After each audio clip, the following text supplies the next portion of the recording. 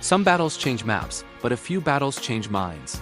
And the Battle of Tsushima in 1905 did both, surprising the world and reshaping history. Japan and Russia stood on opposite sides of a vast ocean, armed with steel, pride, and ambition, and everyone expected Russia, a huge European empire, to win easily. But here's where the story twists.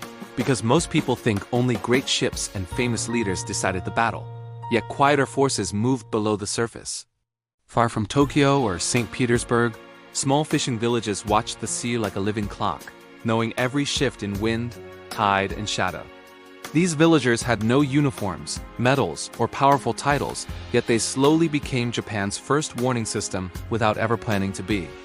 Some reports say they noticed strange smoke on the horizon, different from fishing boats, and they quietly passed word to local officials. Messages spread through small ports, along narrow paths, and into new wireless telegraph stations placed along the Japanese coast. In 1905, wireless telegraphy was modern magic, sending signals across long distances without wires, faster than horses or ships. Japan placed these stations near small villages because they offered clear ocean views, not crowded cities filled with buildings and noise. So information began traveling from ordinary people to naval leaders, forming an invisible chain between fishermen and admirals. Meanwhile, Russia tried to hide by painting ships dark, sailing at night, and keeping formations tight, hoping to enter Japan unseen. But the sea does not keep secrets for long, especially when countless local eyes study it every single day. The Russian Baltic Fleet traveled almost 18,000 miles, longer than circling the Earth, exhausting sailors and breaking equipment along the way. Coal ran low, storms battered decks, ships slowed, and morale collapsed, making the long journey feel cursed before reaching Japan. Yet Russia still believed size would win because it had more guns, more armor, and the confidence of a global empire. Japan, however, understood something deeper. Information beats size, and readiness beats hope, especially in a narrow sea like Tsushima. Admiral Tōgō Heihachirō knew the Russians must pass the Tsushima Strait, a tight stretch of water between Japan and Korea. There was no other realistic path, so he watched it like a gate, preparing for the perfect moment to strike. But he needed to know exactly when the Russians would arrive, not days early or hours late, but precise timing down to the minute. This is where village observations became priceless, giving Japan a steady stream of clues the Russian fleet never expected.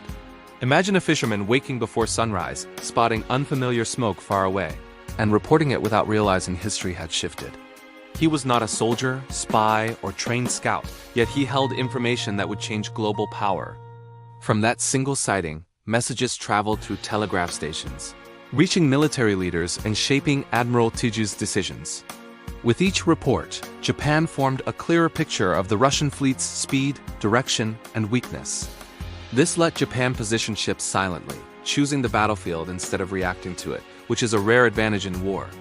On May 27, 1905, the fleets finally met, and Japan fired first with deadly accuracy that shocked observers worldwide. Japan used faster ships, better training, and smarter formations, while Russia struggled to communicate, steer, and fight effectively. Admiral Tōgō used the famous crossing the T maneuver, placing Japanese ships sideways across Russia's path. This allowed Japan to fire full broadsides, while Russia could only use forward guns, like boxing with one arm tied. In less than 2 days, Russia lost nearly its entire fleet, and only a few damaged ships escaped. The world could not believe what happened, because an Asian navy had defeated a major European empire for the first time. Newspapers called the victory impossible, shocking, and historic, and world leaders suddenly viewed Japan with new respect. But hidden beneath the headlines was a quieter truth: victory did not begin with cannons, but with coastal awareness. Fishermen, lighthouse workers, villagers, telegraph operators, and harbor families helped shape the battle without ever standing on a warship. They were not soldiers, yet they changed a war by simply paying attention to their everyday surroundings. Russia had size, but Japan had information, agility, and unity across every level of society, from villages to admirals. Some Russian officers later believed Japan had spies everywhere, watching every move, because the Japanese reaction felt too perfect. There is no strong proof of widespread spying, but the fear alone showed how powerful good information can be. War is not just physical, it is emotional, and doubt can sink confidence faster than bullets sink ships. Admiral Tōgō later said information was more valuable than armor, fuel, or ammunition, because it shaped every decision he made. The Battle of Tsushima proved that common people, often ignored in history, can influence global events. Today we track ships with satellites, drones, and radar, but in 1905, human eyes were the satellites. A single sighting could shift fleets, change timing, and decide the future of nations without firing a shot. Tsushima's outcome inspired independence movements around the world, especially in Asia, Africa, and the Middle East. Leaders thought, if Japan can win, maybe we can too, and the idea began spreading quietly. So a fisherman noticing smoke might have influenced more than a battle. He may have affected entire centuries of history. Japan's win showed that power is not permanent and can change with planning, unity, and awareness. It also revealed something: deeper strength does not only come from armies, but from communities working together. The official history celebrates ships, admirals, and governments, but the silent helpers rarely appear in textbooks. Their role faded because it lacked explosions, drama, or famous speeches, yet it mattered just as much. This story reminds us that ordinary people shape history more often than we think. Every major event begins with a small detail, a small choice, or a small voice nobody expects. The villagers never knew their reports mattered, because they simply lived their normal lives near the sea. Yet their awareness protected Japan's fleet, guided strategies, and helped create one of history's most decisive naval victories. Today, the lesson still applies. Information in the hands of everyday people can change everything. Big companies fall because small users speak up, and governments adjust because citizens notice what experts miss.